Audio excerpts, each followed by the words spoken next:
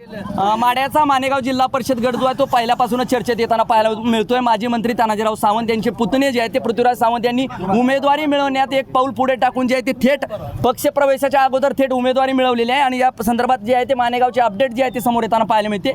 याच मतदारसंघातील 2 पंचायत समिती गण आणि एक जिल्हा परिषद गटातील उमेदवार जे उभाट्याचे आहेत AB फॉर्मच्या तिघा उमेदवारांनी जे आहे तो या ठिकाणी उमेदवारी अर्ज अखेर जो आहे तो माघार घेतल्याचं चित्र पाहायला मिळतंय। काय सांगाल भाईसाहेब, एकीकडे भाजपाची उमेदवारी दुसरीकडे थेट उभाटाच्याच उमेदवारांचा पाठिंबा मिळतोय। घरगुती संबंध असल्यामुळे त्यांच्याशी चर्चा झाल्यानंतर त्यांनी माघार घेतल्याचं स्पष्ट होतंय। आपल्यासोबतच येताना माघार घेताना दिसली ती। हां, आम्ही मिळूनच आलो।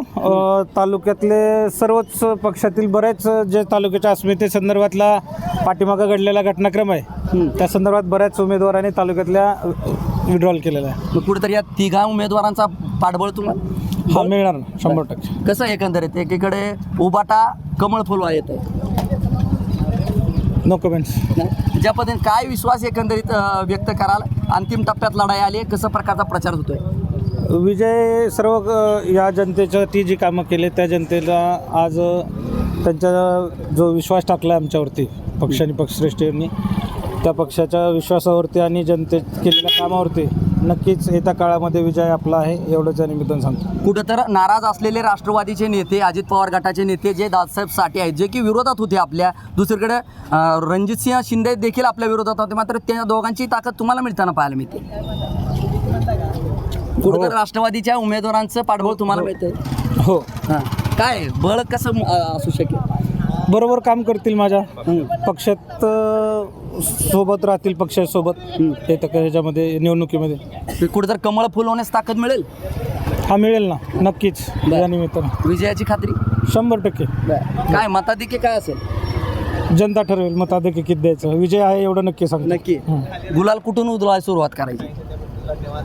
निकाल लागल्यावर माड्यातून काही संदेश पुण्यापर्यंत पोहोचायला नाही, इथं आहे की तुम्ही आहेत पोहोचवायला।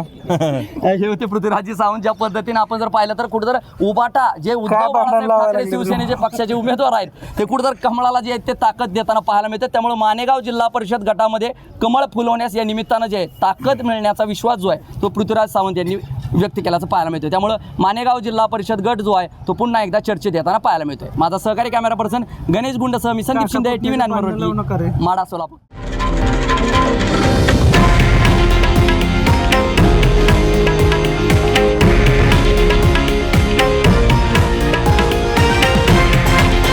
हे आहे देशातील नंबर 1 न्यूज नेटवर्क आणि आपण पाहत आहात TV9 मराठी, एकमेव।